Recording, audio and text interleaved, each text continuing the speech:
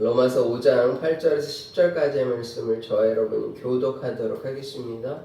우리가 아직 죄인 되었을 때 그리스도께서 우리를 위하여 죽으심으로 하나님께서 우리에 대한 자기의 사랑을 확증하셨느니라. 그러면 이제 우리가 그의 피로 말미암아 의롭다 하심을 받았으니 더욱 그로 말미암아 진노하심에서 구원을 받을 것이니. 같이 읽겠습니다. 곧 우리가 원수 되었을 때 그의 아들의 죽으심으로 말미암아 하나님과 화목되게 되었은즉 화목하게 된 자로서는 더욱 그의 살아나심으로 말미암아 구원을 받을 것이니라. 아멘.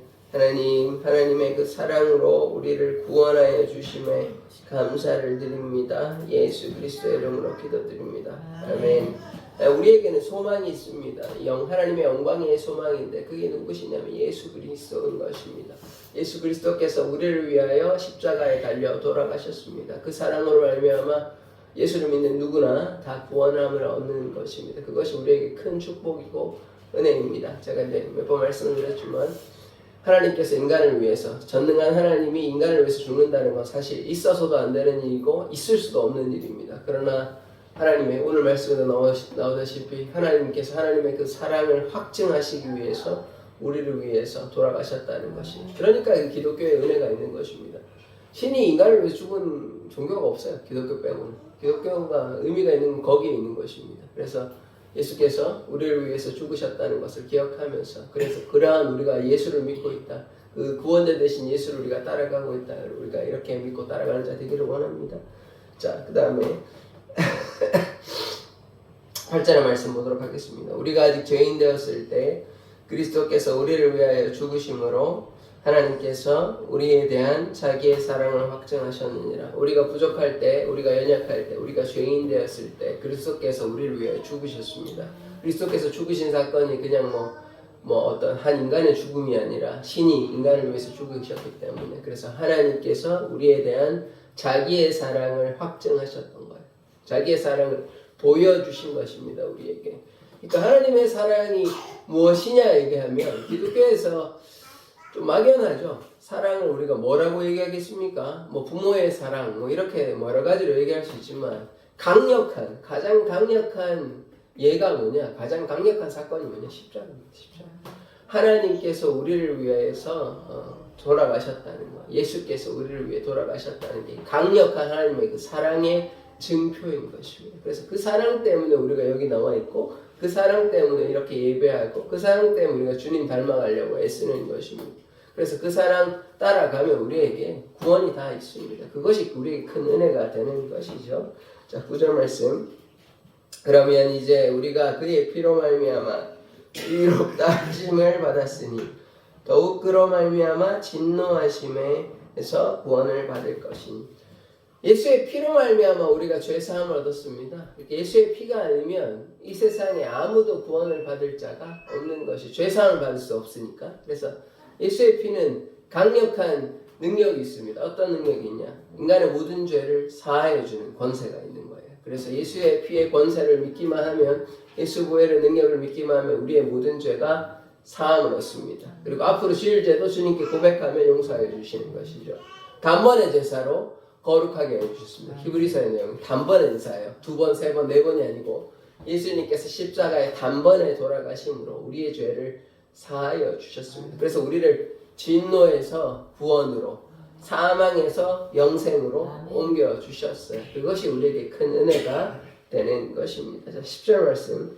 곧 우리가 원수 되었을 때 그의 아들의 죽으심으로 말미암아 하나님과 화목하게 되었은즉 화목하게 된 자로서는 더욱 그의 살아나심으로 말미암아 구원을 받을 것이니라.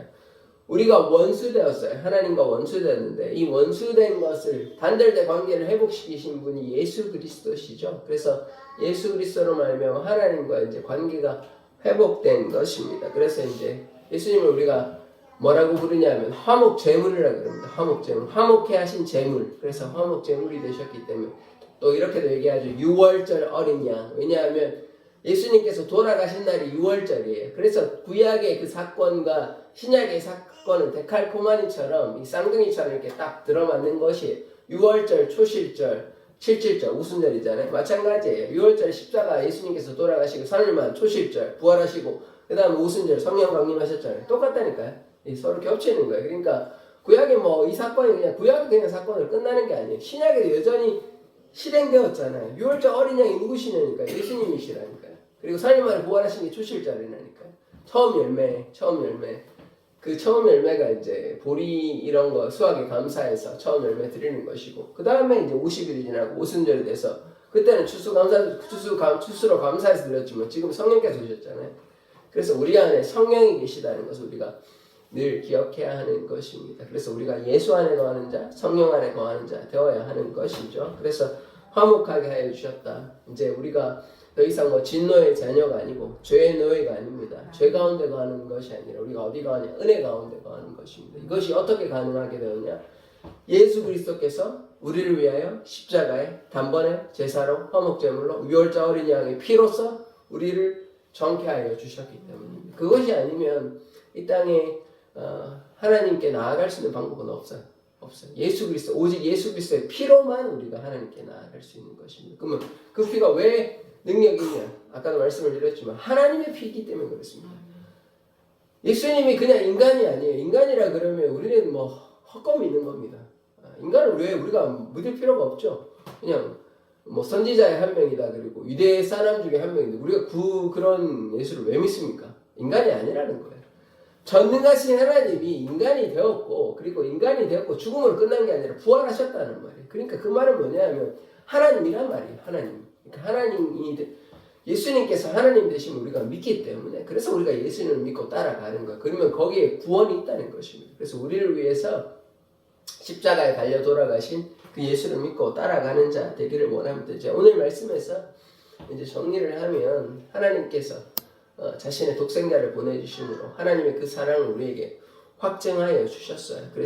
그리고 하나님과 우리와 이 단절된 관계, 에덴 동산에서 쫓겨났잖아요. 근데 이제 사실은 그 성전이 어떤 거냐면요. 어떤 걸 상징하냐면 성전에 들어가면 성소가 있고 지성소가 있잖아요. 그런데 그게 뭐냐면 뭐 그 꽃무늬도 있고 그 다음에 뭐 이렇게 조롱박 이런 무늬도 있는데 그게 이제 에덴 동산을 상징하기 때문에 결국은 뭐냐 그렇게 들어감으로써 하나님의 관계가 회복되는 거거든요. 근데 그게 누구에게만 가능했냐면 성소는 제사장, 지성소는 1년에 한 번 대제사장만 아론과 같은 그러니까 한 사람만 되는 거예요.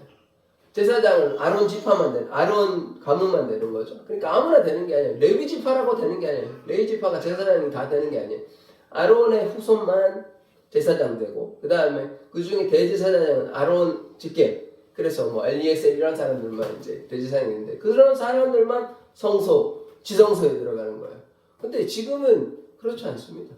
누구나에게 열려 있어요. 그럼 왜 그게 가능해졌냐? 예수님께서 오심으로 성전의 회막이 이렇게 찢어졌어요. 성전의 그 성막이 이렇게 팍 찢어졌어요.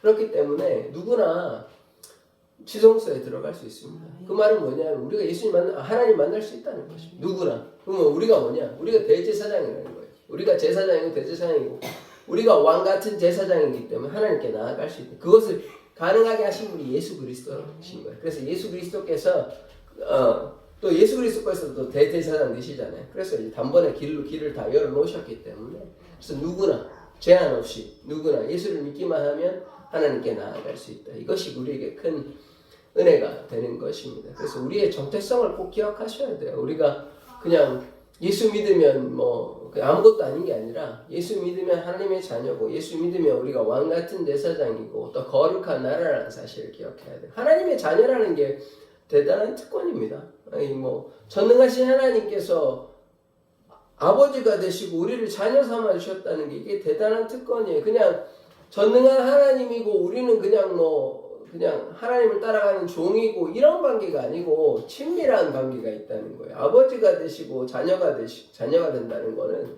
이게 우리에게 큰 은혜가 되는 것입니다. 그래서 우리가 하나님을 섬기고 하나님을 사랑하고 하나님께 순종하고 이렇게 나아가야 하는 것이죠.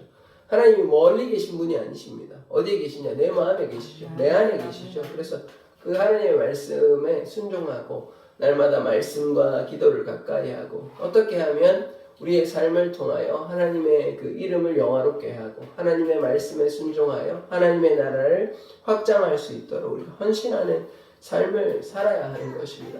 관계의 회복은 이제 우리가 자녀가 됐다 끝나는 게 아니에요. 자녀가 되었으면 우리가 이제 우리 일반적인 아버지와 자녀, 어머니와 자녀 이렇게 있을 때 부모와 자녀의 관계도 뭐 자녀의 권세, 자녀가 이제 뭐 되었으니까 그걸로 됐지. 그게 아니잖아요. 부모는 자녀를 사랑하고 또 자녀도 마찬가지로 부모를 사랑하는 것 아닙니까? 서로를 돌보는 것 아니에요? 물론 자녀가 어릴 때는 부모의 헌신적인 사랑으로 자녀를 돌보지만 자녀가 장성하면 자녀가 부모를 돌보지 않습니까? 부모를 기쁘시게 해드리지 않습니까? 그러니까 마찬가지로 물론 뭐 하나님께서 우리의 이렇게 우리가 헌신하는 거나 그런 걸 통해서 뭐 하나님을 변화시키거나 뭐 그런 건 없죠. 그렇지만 하나님께서 우리에게 원하시는 것은 무엇이냐면 우리의 마음이에요. 마음. 우리의 마음으로 하나님을 기쁘시게 해드릴 수 있죠. 우리가 뭐 어떤 돈으로 하나님을 기쁘시게 할 수는 없지만 우리의 마음으로 하나님을 기쁘시게 할 수 있습니다. 그리고 우리가 하나님을 섬길 수 있죠. 어떻게 섬기냐? 마음을 다해, 뜻을 다해, 정성을 다해, 온 힘을 다해. 이 예배하는 게 하나님을 섬기는 거예요. 찬양하는 게 하나님을 섬기는 거예요. 하나님의 이름을 드러나게 하고 있잖아요. 예수의 이름을 드러나게 하게 하고 있잖아요. 세상 가운데 내가 하나님을 사랑하고 내가 하나님의 자녀로서 세상 가운데 살아간다면 이게 하나님의 이름을 거룩히 여김을 받는 거예요.